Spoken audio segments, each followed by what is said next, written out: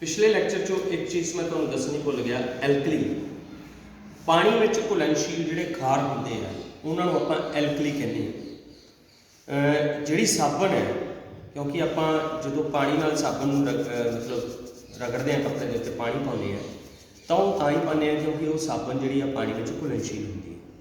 तो वो एक एल्कली है जिहड़ी उस विच खार वरती गई है, क्योंकि साबन चिकना भी होंदा है।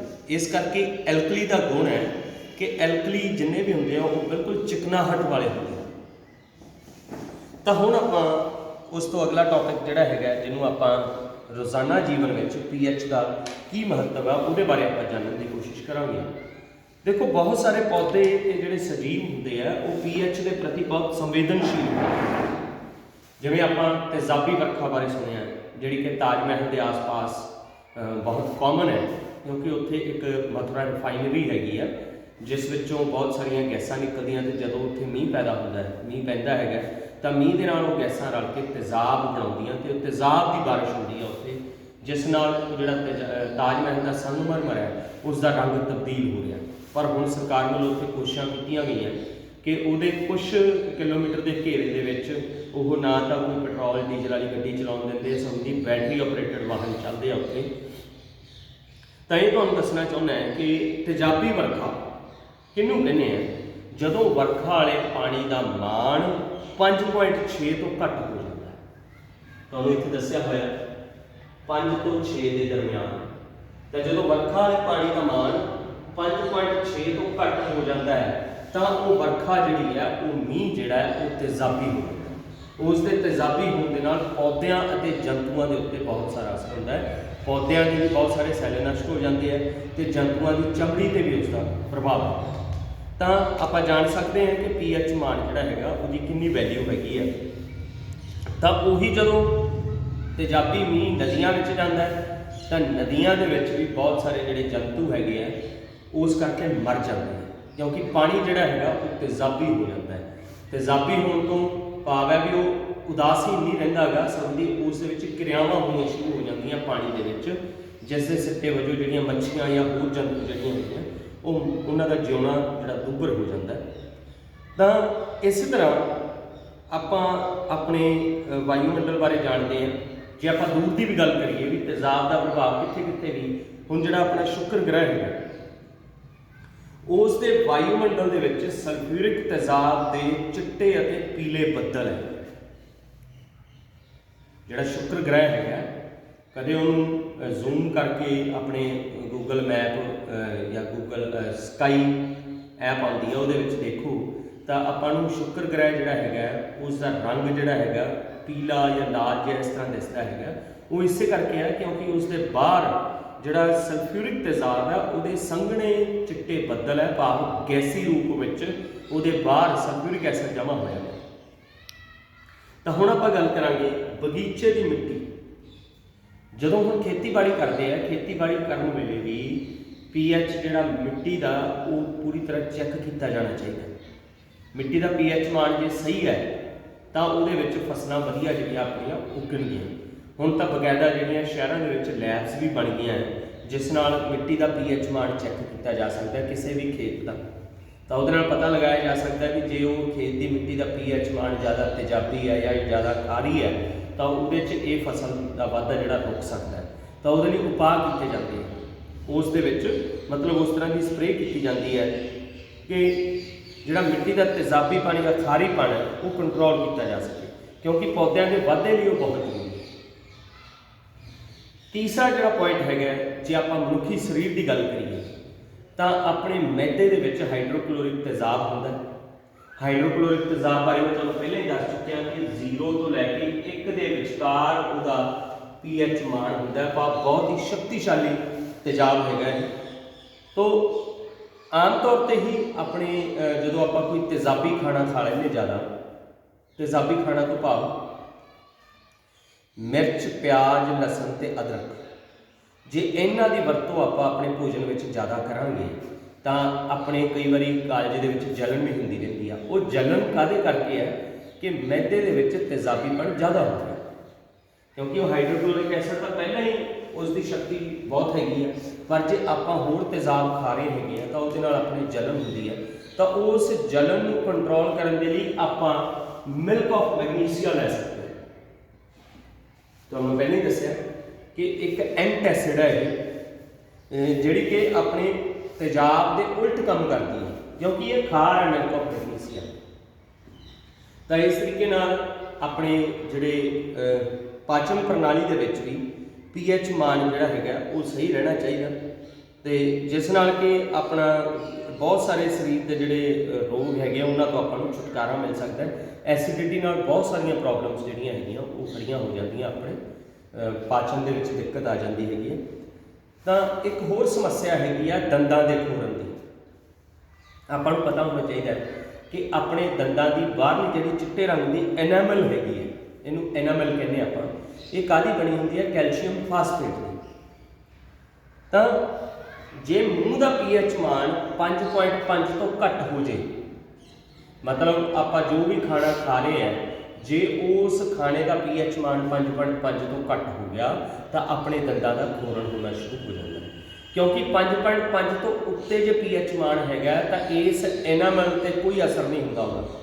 पर जिहड़ा आपां पानी पी रहे हैं या जिहड़ा आपां भोजन खा रहे हैं, जे वो पानी का pH मान 5.5 तो घट है तो मतलब ज़्यादा तेज़ाबी हैगा इस अवस्था के 5 तो 6 के विचकार, तो अपनी जिहड़ी बाहरली एनामल है वो खुरनी शुरू हो जाती है। तो इस तो इलावा मूँह के विच होर बहुत सारे बैक्टीरिया जिहड़े हैगे आ वो उदों काम करना शुरू कर देंदे हैं जदों आपां कोई मिठे भोजन पदार्थ खाने आ, ज़्यादा टॉफियां या चॉकलेट खाने हैगे आ, तो उहदे नाल भी मूँह दे विच अपने भोजन के कणां का निमनीकरण हुंदा है, जिस दे नाल तेजाब पैदा होंदे हैं। तो वो भी अपनियां जिहड़ी एनामल हैगी है उन्होंने खोरना शुरू कर देते हैं, अपने दंदां की जिहड़ी बाहरली परत हैगी है। तो उस दूर करने के लिए आपां नूं सुबह ते शाम ब्रश करने लिए कहा जाता है। वो ब्रश टुथपेस्ट जिहड़ी है वो क्यों आपां नूं लाउण लई कही जाती है? क्योंकि टुथपेस्ट दे विच खार होंदी है। तो तुसीं ये पहले ही जान चुके हो कि तेजाब ते खार उस तो की बनता है? उदासीन पदार्थ। उदासीन किहड़ा हुंदा है? जिहड़ा किसी नाल क्रिया नहीं करता। तो इसे करके आपां नूं ब्रश करने की एडवाइस की जाती है, सलाह दी जाती हैगी है। हुण आपां कुछ होर तेजाबां दे असरां की गल करांगे। देखो, जदों अपने शहद की मक्खी डंग मारती है कदे भी, तो वो शहद की मक्खी जिहड़ी हैगी है जिथे उन्हें डंग मारिया होंदा है उत्थे वो अपने शरीर दे विच कई तेजाब छड्ड दिंदी है। तो वो जिहड़ा तेजाब है वो अपने शरीर च चला जाता है जिथे उन्हें डंग मारिया होंदा है। तो वो तेजाब की करता है अपने शरीर के विच दर्द जलन होती है या उत्थे सोजिश होनी शुरू हो जाती है। तो उस नूं दूर करने लई की कीता जांदा है? उस वेले उत्थे मिठा सोडा ला लो। मिठा सोडा जिहड़ा हैगा उसका थोड़ा जिहा क्रीम जी बना के उसके डंग ते ला लो, तो वो जिहड़ी ना तो अपने सोजिश होगी ना ही वो दर्द होगा। क्यों? क्योंकि मिठा सोडा एक खार है, जबकि जिहड़ी मधुमक्खी ने अपने डंग मारिया सीगा उस दे विच तेजाब सी। तेजाब ते खार आपस में क्रिया करके की बन जाएगी? उदासीन पदार्थ। इस तरह ही जो कीड़ी डंग मारे तो वो भी अपने जलन होती, कई बार उत्थे भी मिठा सोडा ला ले तो उसका कोई असर नहीं होता। इस तरह जे आपां शिमले या हायर हिमालय के जाइए तो आपां उत्थे एक बूटी मिलती है जिन्होंने बिच्छू बूटी भी कहने आपां, तो आम तौर पर जो अपनी किताब के उसका नाम लिखा होया पलाह पौधा, तो उस पलाह पौधा नहीं उसनूं कहते हैं नेटल पौधा, उसनूं कहते नेटल पौधा। वो नेटल पौधा की है कि जे आप तुर फिर रहे हैं कितने पहाड़ी से तो अपने पैर का कुछ हिस्सा या लत्त जी हैगी है वह कुछ हिस्सा उसके पत्ते नाल माड़ा जिहा भी रगड़ गया तो अपने उस हिस्से से तफड़ हो जाए या जलन होनी शुरू हो जाएगी, बहुत असह दर्द होता है। वो क्यों होता है? क्योंकि वो पत्ता जिथे छू गया उत्थे उन्हें मिथेनॉइक तेजाब छड्ड देना। तो कुदरत की एक होर देखो गिफ्ट है, उस पौधे के नेड़े ही तुहानूं पालक वर्गा एक पौधा दिसेगा, वो नेड़े उग्या होंदा हमेशा, उन्होंने पलाह पौधा कहने आपां।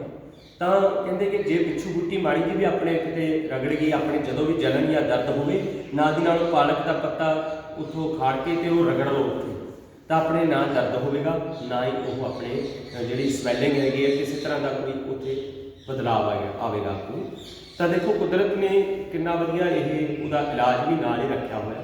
ਤਾਂ ਇਹ ਹਰ ਬਿਮਾਰੀ ਲਈ ਲਾਗੂ ਹੁੰਦਾ ਆਪਣੇ ਸਰੀਰ ਦੇ ਵਿੱਚ ਆਮ ਤੌਰ ਤੇ। ਤਾਂ ਇਹ ਸੀਗਾ ਤੇਜ਼ਾਬਾਂ ਦੇ ਬਾਰੇ।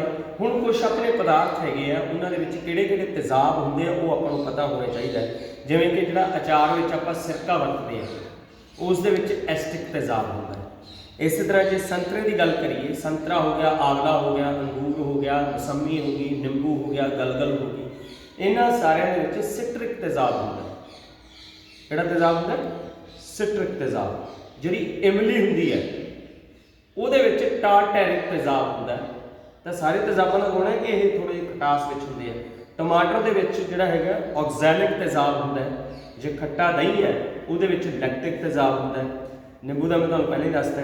ਕੀੜੀ ਦੇ ਡੰਗ ਦੇ ਵਿੱਚ ਮਿਥਨੋਇਕ ਤੇਜ਼ਾਬ ਹੁੰਦਾ ਹੈ। ਤੇ ਜਿਹੜੀ ਬਿੱਛੂ ਬੁੱਟੀ ਜਾਂ ਨੇਟਲ ਦਾ ਜਿਹੜਾ ਡੰਗ ਹੈਗਾ, ਪੌਦੇ ਦਾ ਪੱਤੇ ਦਾ ਡੰਗ ਆ, ਉਹਦੇ ਵਿੱਚ ਵੀ ਮਿਥਨੋਇਕ ਤੇਜ਼ਾਬ ਜਿਹੜਾ ਉਹ ਹੁੰਦਾ ਹੈਗਾ। ਤਾਂ ਇਹ ਹੁਣ ਤੁਹਾਨੂੰ ਪਤਾ ਲੱਗਿਆ ਵੀ pH ਮਾਨ ਕਿਸੇ ਪਦਾਰਥ ਦਾ ਕਿੰਨਾ ਹੋਵੇ ਤੇ ਉਹ ਕਿੰਨਾ ਅਸਰਦਾਰ ਹੋ ਸਕਦਾ ਹੈ। ਜਿੰਨਾ pH ਮਾਨ ਘੱਟ ਹੋਵੇਗਾ ਉਨਾ ਹੀ ਉਹ ਸ਼ਕਤੀਸ਼ਾਲੀ ਤੇਜ਼ਾਬ ਹੋਵੇਗਾ, ਜਿੰਨਾ pH ਮਾਨ ਵੱਧ ਹੋਵੇਗਾ ਉਨਾ ਹੀ ਉਹ ਕਮਜ਼ੋਰ ਤੇਜ਼ਾਬ ਹੋਵੇਗਾ। ਹੁਣ ਆਪਾਂ ਅਗਲੀ ਗੱਲ ਕਰਾਂਗੇ ਲੂਣਾਂ ਦੇ ਸੰਬੰਧ ਵਿੱਚ ਵਧੇਰੇ ਜਾਣਕਾਰੀ, ਕਿਉਂਕਿ ਆਪਾਂ ਤੇਜ਼ਾਬਾਂ ਬਾਰੇ ਤੇ ਖਾਰਾਂ ਬਾਰੇ ਪੜ੍ਹ ਲਿਆ ਹੈ ਕਾਫੀ। ਹੁਣ ਜਿਹੜੇ ਆਪਾਂ ਤੇਜ਼ਾਬ ਤੇ ਖਾਰ ਦੇ ਆਪਸ ਵਿੱਚ ਮਿਲਣ ਨਾਲ ਜਿਹੜੇ ਪਦਾਰਥ ਬਣਦੇ ਆ ਉਹਨਾਂ ਨੂੰ ਆਪਾਂ ਕੀ ਕਹਿੰਦੇ ਹੈਗੇ ਆ? ਲੂਣ। ਲੂਣ ਦੇ ਸੰਬੰਧ ਵਿੱਚ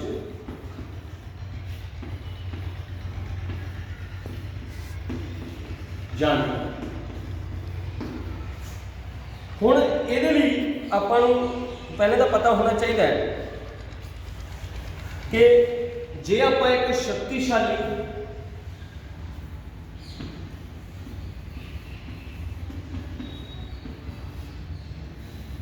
ਤੇਜ਼ਾਬ ਤੇ ਕਮਜ਼ੋਰ ਖਾਰ ਨੂੰ ਮਿਲਾ ਦਈਏ ਤਾਂ ਲੂਣ ਜਿਹੜਾ ਬਣੇਗਾ ਉਹਦੀ pH ਮਾਨ ਕਿੰਨਾ ਹੋਵੇਗਾ ਉਹ ਆਪਾਂ ਦੇਖਦੇ ਹਾਂ। ਦੂਸਰਾ,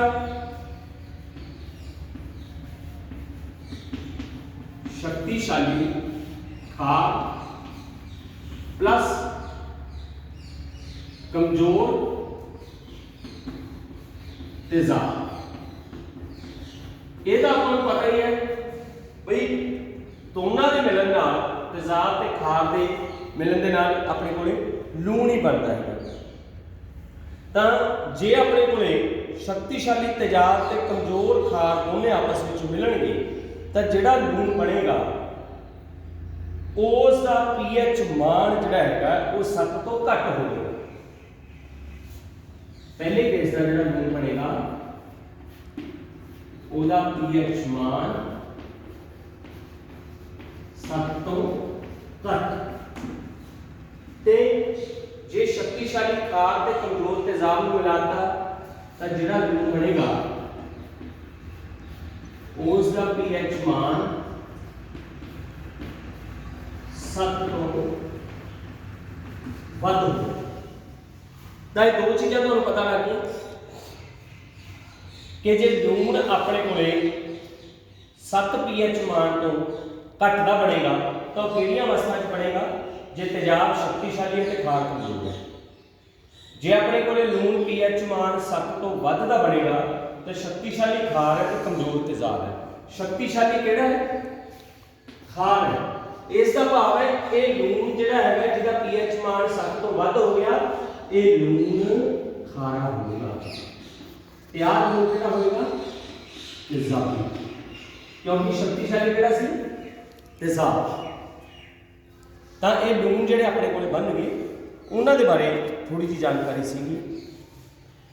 तो सधारण लूण जिहड़ा आपां वरतदे हैगे आ, जिहड़ा कि समुद्रां तो प्राप्त किया जाता है, सोडियम क्लोराइड जिन्होंने आपां कहने हैगे आ, NaCl उहदा फार्मूला है।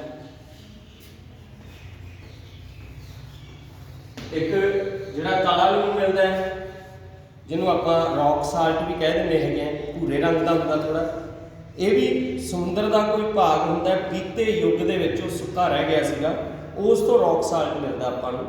ਜਦ ਕਿ ਮਹਾਤਮਾ ਗਾਂਧੀ ਜੀ ਨੇ ਡਾਂਡੀ ਜਿਹੜੀ ਹੈਗੀ ਉਹਦੀ ਯਾਤਰਾ ਕੀਤੀ ਸੀ ਇਸੇ ਨਮਕ ਦੇ ਬਾਰੇ ਹੀ, ਕਿਉਂਕਿ ਅੰਗਰੇਜ਼ ਆਪਣੇ ਵੇਲੇ ਵਿੱਚ ਇਸ ਨਮਕ ਤੇ ਵੀ ਟੈਕਸ ਲਾਉਣ ਲੱਗੇ ਸੀਗੇ। ਬਹੁਤ ਜ਼ਿਆਦਾ ਲੋਕਾਂ ਨੂੰ ਮਹਿੰਗਾ ਪੈਣਾ ਸੀਗਾ, ਜਦ ਕਿ ਆਪਣੇ ਇੰਡੀਆ ਦੀ ਹੀ ਇਹ ਸਮੁੰਦਰਾਂ ਦਾ ਖੇਤਰ ਦਾ ਪਦਾਰਥ ਸੀਗਾ ਜਿਹੜਾ। ਤਾਂ ਰਸਾਇਣਾਂ ਦਾ ਕੱਚਾ ਪਦਾਰਥ ਇਹ ਹੈਗਾ ਸਧਾਰਨ ਲੂਣ ਜਿਹੜਾ ਹੈਗਾ। ਆਮ ਤੌਰ 'ਤੇ ਜੇ ਸਧਾਰਨ ਲੂਣ ਬਾਰੇ ਆਪਾਂ ਜਾਣੀਏ, ਸਾਡੇ ਰੋਜ਼ਾਨਾ ਵਰਤੋਂ ਵਾਲੇ ਕਈ ਪਦਾਰਥ ਹੈ, ਜਿਵੇਂ ਕੌਸਟਿਕ ਸੋਡਾ ਹੈਗਾ, ਜਾਂ ਜੇ ਆਪਾਂ ਗੱਲ ਕਰੀਏ ਮਿੱਠੇ ਸੋਡੇ ਦੀ, ਵਾਸ਼ਿੰਗ ਸੋਡੇ ਦੀ ਜਾਂ ਰੰਗ ਕਾਟ ਆਦਿ, ਉਹਨਾਂ ਸਾਰਿਆਂ ਦਾ ਇੱਕ ਕੱਚਾ ਪਦਾਰਥ ਹੈ। ਪਰ ਜਿਹੜਾ ਸੋਡੀਅਮ ਕਲੋਰਾਈਡ ਹੈ ਉਹ ਇਹਨਾਂ ਚਾਰਾਂ ਪਦਾਰਥਾਂ ਨੂੰ ਬਣਾਉਣ ਦੇ ਵਿੱਚ ਮਦਦ ਕਰਦਾ ਹੈ। ਕਾਸਟਿਕ ਸੋਡਾ, ਮਿੱਠਾ ਸੋਡਾ, ਵਾਸ਼ਿੰਗ ਸੋਡਾ ਤੇ ਰੰਗ ਕਾਟ। ਰੰਗ ਕਾਟ ਜਿਹੜਾ ਬਲੀਚਿੰਗ ਪਾਊਡਰ ਵੀ ਜਿਹਨੂੰ ਆਪਾਂ ਕਹਿ ਦਿੰਦੇ ਹਾਂ। ਤਾਂ ਇਹਦੇ ਵਿੱਚ ਹੁਣ ਆਪਾਂ ਅਗਾਂਹ ਇਹਨਾਂ ਤੋਂ ਕਿਹੜੇ ਕਿਹੜੇ ਪਦਾਰਥ ਬਣਨੇ ਹੈਗੇ ਆ ਸਧਾਰਨ ਲੂਣ ਤੋਂ, ਉਹਦੇ ਬਾਰੇ ਆਪਾਂ ਅਗਲੇ ਲੈਕਚਰ ਵਿੱਚ ਪੜ੍ਹਾਂਗੇ।